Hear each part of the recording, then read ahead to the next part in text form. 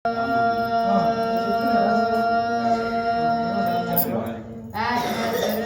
నమః ఆత్మపరమగురుభ్యో నమః ఆత్మసర్వగురుభ్యో నమః శ్రీమతే రామానుజాయ నమః.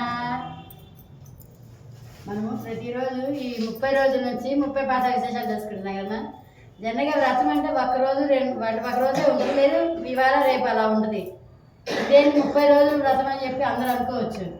మనం చేసుకునే ప్రతి వ్రతరాజు నోములమ్మ కొంతమంది విశేషం తెలిసిపోవచ్చు. నోము మనం ఎందుకు చేసుకుంటామమ్మా? మనం బాగుండాలి, మన పిల్లలు బాగుండాలి, మన కుటుంబం బాగుండాలి, అవునా కాదా?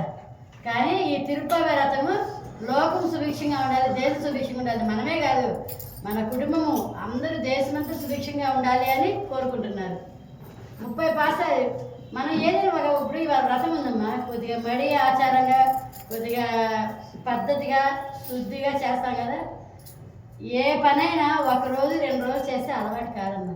మన అయ్యప్ప స్వామి మాలకు కూడా కావాలనే విశేషం తెలుసుకోండి. నెల రోజులు చేస్తే, నెల రోజులు ఆ పద్ధతి అనేది పాటిస్తే మన జీవితంలో అన్యం అయిపోయింది. ఉదయాన్నే లేచి ఇక్కడ రావడం అలవాటు కదమ్మా. తర్వాత మనం ఆటోమేటిక్గా ఉదయాన్నే లేవడము, పూజ చేసుకోవడము అలా అలవాటు పడతాం అనమాట. అందుకని ఈ 30 రోజులు చేస్తూ ఉంటే దీన్ని ఈ నెల రోజులు పాటించడం కాదమ్మా అసలు ముఖ్యమైన అర్థము. ఈ తిరుపతి వ్రతం మీనింగ్ 360 రోజులు మీ జీవితాన్ని మార్చుకోండి, జీవితాన్ని అన్వయం చేసుకొని మీరు మారి మీ పిల్లలకు కూడా చెప్పి జీవితాన్ని మార్చుకోండి అని తెలియజేస్తున్నారు. ఈ నెల రోజులు అయిన తర్వాత మీ ఇష్టం నైట్ వేసుకోండి, ఎప్పుడు పడితే అప్పుడే అది కాదు. ప్రతిరోజు ఉదయాన్నే లేవండి, పూజా పునస్కారాలు మంచిగా అందరితో ఉండండి, గోష్ఠిగా ఉండండి, స్వధర్మం పాటించండి. స్వధర్మం అంటే ఏమీ లేదమ్మా, మన పని మనం చేసుకుంటూ పోవడమే. ఉద్యోగం ఉందమ్మా, మన ఉద్యోగం మనం చేసుకోవడం, మన ఎవరి ఉద్యోగం కూడా మన పని మనం చేసుకోవడం. అలాగే వ్యాపారం, అట్లాగే వ్యాపారం చేసుకుంటే అంతే. మన ఇంట్లో పని ఏందమ్మా, మొట్టమొదటిగా అందరూ తెలుసుకోవాల్సింది ఒకటే, ఫస్ట్ కుటుంబ బాధ్యత అమ్మా. మనము పెళ్లి చేసుకున్నప్పుడు మన బాధ్యత అనేది ఉంటుంది. తప్పనిసరిగా కుటుంబ బాధ్యత పూర్తి చేసిన తర్వాతే మనం బయట ఏ బాధ్యతైనా వహించాలి. ఇంటి వదిలేసి బయట చేయడం కరెక్ట్ కాదు, ఎవరైనా ఇక్కడ తెలుసుకోవాల్సింది. ఇంట్లో పూర్తి చేసుకొని కొద్ది టైం కేటాయించుకొని రావాలి. ఫస్ట్ ముందు ఇప్పుడు ఎక్కడికి వెళ్ళాలమ్మా, ఓ పావు గంట, ఒక అరగంట, ఒక గంట ముందు లేచి అది పూర్తి చేసుకొని రావాలి. మరి పెళ్లి చేసుకునేందుకు మన బాధ్యత ఏంటి? మనము సంసార బాధ్యత 100% చేసిన తర్వాతే బయట అనేది మన బాధ్యత వహించాలి. అది అందరూ గమనించుకోవాలి. 30 రోజులు కనుక ఈ తిరుపతి వ్రతాన్ని పాటిస్తే ఆటోమేటిక్గా ఈ 360 రోజులు మారండి అని తెలియజేస్తున్నారమ్మా. మనకి ఈ గోదా కళ్యాణంలో చాలా డౌట్లు వస్తాయి. కొంతమంది నన్ను అడిగారమ్మా, ఏం చేసింది కృష్ణయ్యకి అయితే వ్రతము రంగనాథుని ఎందుకు చేసుకున్నారు, రకరకాల సందేహాలు వస్తాయి. దీన్ని చాలామంది చాలా రకాలుగా చెప్పారమ్మా. నాకు తెలిసి నేను చెప్తున్నాను, ఒకరితో అన్వయించొద్దు. అసలు కృష్ణయ్యదమ్మా ఈ గోదా వ్రతము, దీని పేరు కాత్యాయని వ్రతము. ఇది ద్వాపర యుగంలో కృష్ణయ్య మొట్టమొదటిగా చేశారమ్మా. కాత్యాయని వ్రతము ద్వాపర యుగంలో రేపల్లెలో వీళ్ళు ఏం చేశారు, గోపికల తండ్రులు వీళ్ళు చెప్పిన పడినట్టు గోపికలు కృష్ణయ్య పడి తిరుగుతున్నారని చెప్పి వీళ్ళకి ఎంత చెప్పినా అంతే కదమ్మా. ఆ భక్తి పారవస్యంలో వారి మీద స్వామి మీద ప్రేమతో వినరు. అలాగని మీరందరికీ గోపిక తల్లి కోపించి నేలమాడికి దాచిపెట్టారమ్మా. గోపికలందరినీ దాచిపెట్టేటప్పటికి అలాగే కొద్ది రోజులు గడిచిన తర్వాత కరువు కాటకాలు వచ్చినాయి. ఇంకా వాటర్ నీళ్లు ఏమీ లేక రేపలలో కరువు కాటకాలు వచ్చినాయి.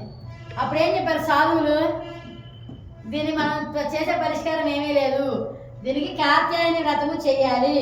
కాత్యాయని వ్రతము, తిరుప్పావై వ్రతము, కామిక వ్రతము. కామిక అంటే కోరిక తీర్చే వ్రతం అని అర్థమ్మా. మనము మనస్తృప్తిగా చేసేది పర్ఫెక్ట్గా భక్తితో చేస్తే అది తప్పకుండా తీరుతుంది అని కామిక వ్రతము, కాత్యాయని వ్రతము అని చెప్పారట సాధువులు. కాత్యాయని వ్రతం చేయాలి, అది కృష్ణయ్యే చేపించాలి, గోపికల ద్వారా చేపించాలి అని చెప్పారంటమ్మా. తప్పని పరిస్థితులు ఏం చేస్తారు, అక్కడ పరిస్థితి అలాంటిది. ఇంకా నేను మళ్ళీ గోపికను బయట తీసుకొని వచ్చి కృష్ణయ్యని ఆయన ద్వారా ఈ కాత్యాయని వ్రతాన్ని చేపించారు స్వామి. చేపించిన తర్వాత వర్షాలు పడి వైభవంగా అన్నీ వృద్ధి చెందినాయమ్మా. అందుకని ఏమేం చేసింది, చిన్నప్పటి నుంచి మనం చెప్తున్నాం కదా, తల్లిదండ్రులు ఏం చేస్తే మనం అదే చేస్తామని. విష్ణు చిత్తుల వారు భక్తి పారవస్యంలో అసలు ఆయనకమ్మ బ్రాహ్మణులు అక్కడ శ్రీవల్లి పుత్రులో అక్కడ పంతులు గారు ఉంటారు కదమ్మా, పంతులు గారు పుత్రులు ఈ విష్ణు చిత్ర వారు. అందువల్ల ఆయన వేదాలు చదువుకోమన్నా ఏవి చదవమన్నా నాకు అవసరం లేదు, స్వామి సేవ మాత్రమే ముఖ్యము. ఆయనకి ఏమి రాదమ్మా, ఏమి నేర్చుకోలేదు స్వామి 50 సంవత్సరాలైనా ఏమి నేర్చుకోలేదు. ఎప్పుడు భగవంతుడి సేవ. ఆయన అందుకోసమని ఒక తులసి వనము పూలవనము వారు ఏమనుకున్నారు, నాకేమీ రాదు కానీ దేవుడికి కైంకర్యం చేయాలి. ఎలా చేయాలి? దేవుడికి సేవ, పూల సేవ. ఒకనాడు ఏంటమ్మా, విష్ణుమూర్తి లక్ష్మీదేవి వైకుంఠంలో కూర్చొని ఉన్నారట. విష్ణుమూర్తి ఏదో ఆలోచనలో ఉన్నారట. లక్ష్మీదేవి అడిగారంటే ఏంటి స్వామి ఆలోచనలో ఉన్నారంటే, పరమానంద నవ్వుతా ఆలోచిస్తున్నారంటే ఏంటి స్వామి అంటే, స్వామి మీకు ఇష్టమైంది ఏంటంటే అంటే నాకు పూలంగి సేవ, పుష్పాలంకరణ తెలుసు కదా, అలంకార ప్రియ విష్ణువు అంటారు. నాకు పూల అలంకారం అంటే ఇష్టమే, అలంకారం అంటే అన్నారట. మరి నాకు ఎప్పుడు స్వామి అవకాశము, నాకు మీకు ఆ సేవ చేసుకోవాలని ఉంది అన్నారట. తర్వాత మీకు అవకాశం ఇస్తానని చెప్పి అన్నారు. అందుకని లక్ష్మీదేవి ఆండాలమ్మగా జనించిందమ్మా. అందువల్ల ఈ అలంకారం ఇప్పుడు చెప్పే కదా, ఈయన విష్ణు చిత్తుల వారు తోటలో కోసుకురావడము, పూమాలు అన్నీ అల్లడము, సమర్పించడము, తులసిమాల పూలమాలు అన్నీ.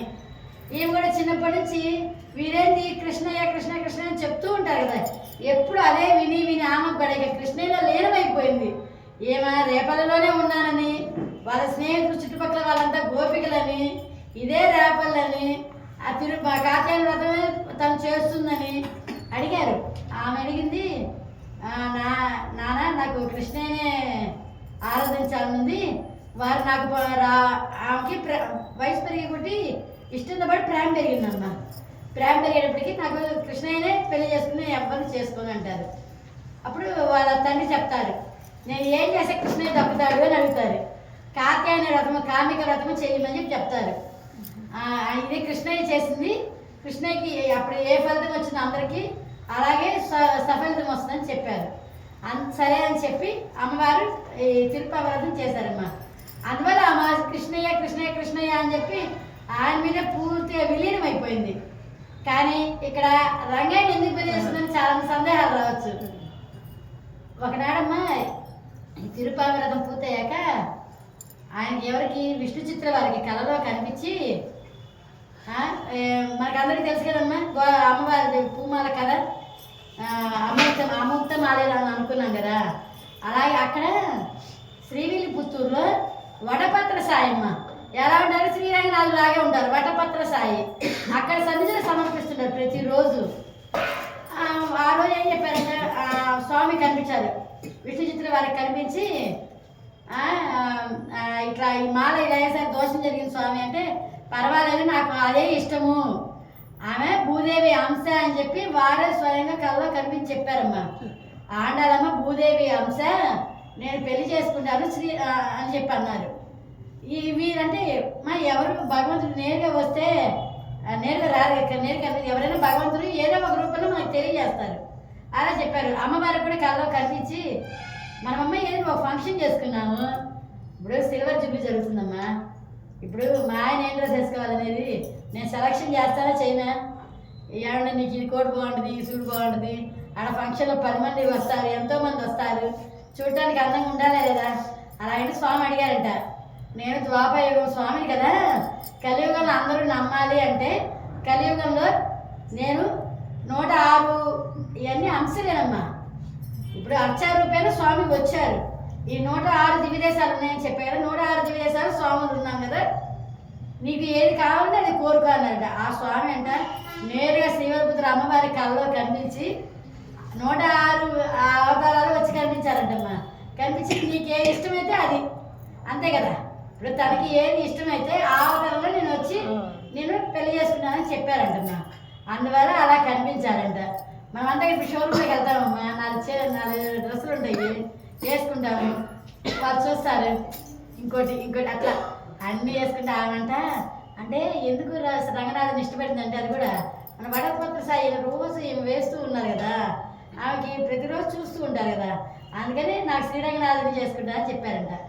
మనకి తెలుసు భూలోక వైకుంఠం శ్రీరంగనాథుని అంటే, భూలోక వైకుంఠం స్వయంగా అక్కడ స్వామి ఉన్నట్టే కదా, అందుకని నాకు శ్రీరంగనాథుని మీరే స్వామి అని చెప్పి ఏమని చెప్పారట. విష్ణు చిత్ర వారికి చెప్పారట. రంగనాథుడు నేను రంగనాథుడు శ్రీరంగం తీసుకొని రండి, మీరు అమ్మవారిని పెళ్లి కూతురుగా తయారు చేసి శ్రీరంగం తీసుకొని రండి, తీసుకొని వస్తే పెళ్లి చేసుకున్నా అని చెప్పారంటమ్మా. అలాగే అక్కడ కూడా బ్రాహ్మణులకి, అక్కడ రాజుకి, శ్రీరంగంలో రాజు కంటే కళ్ళ కనిపించి అంబారీలు, పల్లకీలు, పూల పల్లకీలు అన్నీ పంపించండి, అన్నీ పంపిస్తే గోదామ్మవారు ఇక్కడికి వస్తారని నేను పన్నే మాట్లాడని చెప్పారమ్మా. బ్రాహ్మణులకి చెప్పారు, అలాగే అక్కడ రాజుకి చెప్పారు. రాజు అంగరంగ వైభోగంగా మేళతాళాలు అందరినీ పంపించారమ్మా ఊరేగింపుగా. రంగనాథ అక్కడ నుంచి శ్రీవిల్లిపుత్తూరు నుంచి అందరూ, అక్కడ కూడా ఎంతోమంది గోపికలు, కొంతమంది ఉంటాయి కదమ్మా బంధువులు, అందరూ బయలుదేరి వెళ్ళారమ్మా. అక్కడికి వెళ్ళాక అక్కడ 5వ ప్రాకారంలో ఒక ఇది ఉంటుందమ్మా, అక్కడ అమ్మవారి నిద్ర కూడా చేశారు. రాత్రి నిద్ర చేసి ఉదయం అమ్మవారిని తయారు చేసి తీసుకొని పోయారమ్మా. తీసుకొని వెళ్ళాక అందరూ కొన్ని వేల మంది చూస్తూ ఉన్నారమ్మా. చూస్తూ ఉండగా గర్భగుడిలోకి వెళ్ళి ఆ లోపలికి అడుగు పెట్టారమ్మా. అమ్మవారు పూమాలగా మారిపోయి భగవంతులు ఐక్యమైపోయారు. ఇవి మనం అంటే ప్రతిదానికి మన సాక్ష్యాలు పాత రోజుల్లో జరిగిన కథని పెద్దలు చెప్పినయే మనము చెప్తున్నామమ్మా. ఆ గడప లోపలికి వెళ్ళగానే మాలగా మారిపోయి స్వామికి సమర్పణ అయిపోయారు. అసలు వెంటనే విష్ణుచిత్ర వారంట చాలా బాధపడ్డారంట. ఏం స్వామి మా అమ్మాయి అంతే కదా, ఇప్పుడు అప్పగించినప్పుడు మనకి ఎంత బాధ వేస్తుందమ్మా. మన అమ్మాయిని ఇన్ని సంవత్సరాలు పెంచిన అమ్మాయిని పంపిస్తారు, మనకే ఎంత బాధగా ఉంటుంది. మరి విష్ణుచిత్ర వారు ఎంత అల్లారుముద్దుగా పెంచుకున్నారు. స్వామి ఏం స్వామి మీరు ఇప్పుడు ఐక్యమైపోతే ఇంక కనిపించరు కదా, ఇలా అయిపోయింది స్వామి చాలా బాధపడ్డారంట. బాధపడితే కాసేపు అయ్యాక రంగనాథే చెప్పారటమ్మా, నువ్వే కదయ్యా కోరుకుంది, పెళ్లి చేస్తా అన్నావు, మరి నా ఐక్యం చేస్తున్నాను, ఇంక అంతకంటే కావాల్సిన స్వామి అంటే వారు అన్నారంట, నేను మనిషిగా పుట్టాను కదా స్వామి, వారు ఎవరే కదమ్మా గరుడాల వారు అంశే, నేను మనిషిగా పుట్టా కదా, మనిషిగా పుట్టాక కామ క్రోమలో మనవాత్సరాలు మనకి అన్ని ఆశలు అర్ధకామం అన్నీ ఉంటాయి కదా, వారికి అది తెలియలేదు అన్నారు. ఆ స్వామి చెప్పిన తర్వాత వీరు సంతోషపడి ఎంత చెప్తున్నా మా ఆనంద బాష్పాలు. ఇటు పెళ్ళయిందని ఆనందం, ఇటు బిడ్డ ఆ స్వామి దగ్గరికి వెళ్ళిపోయింది ఇక కనిపించదనే ఒక బాధ. అంతేగా తండ్రికి మామూలుగా అప్పగింతలకే ఉంటుంది, ఇక స్వామి దగ్గర ఐక్యమైపోయింది, కూతురు వెళ్ళిపోయిందని. అది భూదేవి అంశ, అమ్మవారిని ఇన్నాళ్ళు పెంచుకున్నారు. అమ్మవారు వెళ్ళిపోతే ఎంత బాధగా ఉంటుందమ్మా. అది ఆయన మనిషిగా పుట్టారు కాబట్టి ఉంటాయి కదా ప్రేమలు అవి. అంత తర్వాత ఈ స్వామి చెప్పిన తర్వాత నిజమే కదా, నేను ఇంకా మనిషిలాగా ఏదో చిన్నగా ఆలోచిస్తున్నాను, భగవంతుడు ఆకేది ఇంకా ఎంత అదృష్టము అని చెప్పి అప్పటి సంతోషపడ్డారంటమ్మా. ఈరోజు ఇవి చెప్పుకుంటున్నాము. మంచి చెడు అనేది మనం ఈ సందులో అటు సందుకి వెళ్ళేటప్పటికి ఊరు మొత్తం తెలిసిపోయింది, అవునే కాదా? అదే మంచి అనేది చాలా నిదానంగా, ఎప్పుడైనా చాలా నిదానంగా ఇదవుతుంది. అట్లా ఏంటంటేనమ్మా, ఇప్పుడు మనం మంచి విషయాలు చెప్పుకుంటున్నాము, కానీ మంచి విషయం నలుగురు తెలియాలంటే ఏం చేయాలి? నలుగురు మంచి విషయాలు షేర్ చేసుకోవాలి. మనం చెప్పలేము, అవి చెప్పుకుంటుంటే ఒకరు చూస్తూ ఉంటే మన ప్రతి ఒక్కరు గుడికి వచ్చే అవకాశం అనేది ఉండదమ్మా. ఇలా చేసుకోవాలి. ఇంకొకటి, మనం భగవంతుని ప్రార్థించడం ఎంత ముఖ్యమో భాగవతులకు కూడా మనం ఎటువంటి నింద భగవంతుని అంటే ఆయన తిట్టిన ఒక శత్రువుని కూడా క్షమిస్తాడమ్మా. తిట్టిన పర్వాలా, ప్రేమించే వాళ్ళు 2 సార్లు చెప్తారమ్మా ఆయన పేరుని. శత్రువులు ఏంది ఆయన తిడతానే 10 సార్లు చెప్తారు, అవునా కాదా? వారు ఏమంటారు, నా నామస్మరణ చేయండి, అది ప్రేమతో అయినా పర్వాలేదు, కోపంతో అయినా పర్వాలేదు అని చెప్తున్నారు. అలాగే నీకు ఫలితం అనేది వస్తుంది అని చెప్తున్నారు. అలాగే భాగవత నిందైనా స్వామి భరిస్తారు, కానీ భాగవతుల నింద, భగవంతుని గురించి చెప్పేవాళ్ళు ఆచార్యులు పంతులు అలా ఎవరైనా భగవంతుని గురించి చెప్పేవారిని నింద చేస్తే దాని ఫలితం అనేది 10 రెట్లు ఉంటుందమ్మా, 100కి 100 పాలు. ఎందుకంటే మనము తెలిసి కర్మలు చేస్తున్నాం, తెలియక చేస్తున్నాం. తెలియని కర్మలు అనేది నిదానంగా అనుభవించవచ్చు. ఏదైనా ఇప్పుడు పాత రోజుల్లో పైకి వెళ్ళాలి, యమలోకానికి వెళ్ళాలి, ఆ శిక్షలు ఉంటాయి, ఈ శిక్షలు ఉంటాయి అమ్మా. ఇప్పుడు ఏమీ లేవు. 4 రోజులు వెనకో ముందు, 4 సంవత్సరాలు వెనకో ముందు, ఇప్పుడే మనం చేసే పాత కర్మలు, ఇప్పుడు కర్మలన్నీ మన హాస్పిటల్కి వెళ్తుంది ఏంది, యమలోకాల పైన లేవమ్మా, కిందే ఉన్నాయి. మనం చూస్తున్నాం కదా లైవ్లో. మనకి ఇప్పుడు చేసి అనుభవిస్తున్నాం కాదు, చాలా ఉంటాయి. అవి పోతేనే మంచిదమ్మా. ఇప్పుడు ఆ కర్మలు పోలేదు, మళ్ళీ అది అనిపించడం, మళ్ళీ మనం పుట్టాలిగా. అందువల్ల వస్తే మంచిదే, అది ఇప్పుడు తీరిపోతుంది. అది ఇప్పుడు పైన ఖాళీ లేదమ్మా, ఇంతమంది జనాలు పైన కొట్టుకుంటున్నారు, అందుకని హాస్పిటల్ వల్ల కిందే ఉన్నాయి పాత కర్మలు ఇప్పుడు అని. అందుకని మనము అనుభవించి పూర్తిగా పోతాయి. అలాగే తెలియక చేసినవి, కానీ కొన్ని ఉంటాయమ్మా తెలిసి చేసేవి, అది మాకు తెలియదా అనొద్దు. ప్రతి ఒక్కరికి మనం తప్పు చేస్తున్నామా కరెక్ట్ చేస్తున్నామా మన మనసుకు తెలుసమ్మా, తెలీదా? మనకి అన్ని జ్ఞానము భగవంతుడు, మనమే బయట పక్షులు పశువులు అలా కుక్కలు అలా కాదు కదమ్మా, మన మనుషులకు ఆ జ్ఞానం ఇచ్చింది ఏంటి? మంచి చెడు తెలుసుకొని మీరు ప్రవర్తించండి అని. అలాగే ఎటువంటి సందర్భంలో అయినా మనము మనసు ఆలోచించాలి, మనం చేస్తుంది కరెక్టే కాదా. అది ఎటువంటి సందర్భమైనా ఎవరైనా మనం ప్రతి ఒక్కరు పెద్దలు ఉంటారమ్మా, అందరినీ సమానంగా సమాన భావంతో చూడాలి. ఒకరు ఎక్కువ ఒకరు తక్కువ అనేది ఎప్పుడు చూడకూడదు. తెలియక చేసేది పర్వాలేదమ్మా, ఏమీ తప్పులేదు, కానీ తెలిసి చేస్తే మాత్రం 100 బాలు అది అనుభవించి తీరాల్సిందే. తెలియక చేస్తే దానికి పొరపాటు అంటే దాన్ని మనం సరిదిద్దుకోగలం, కానీ తెలిసి మనం తెలిసే చేస్తున్నాం కదా, మరి దాని కర్మ అనుభవించేస్తుంది కదా మనం. ప్రతి ఒక్క ஆண்டார் திருவடிகளே சரணம், ஆழ்வார் திருவடிகளே சரணம்.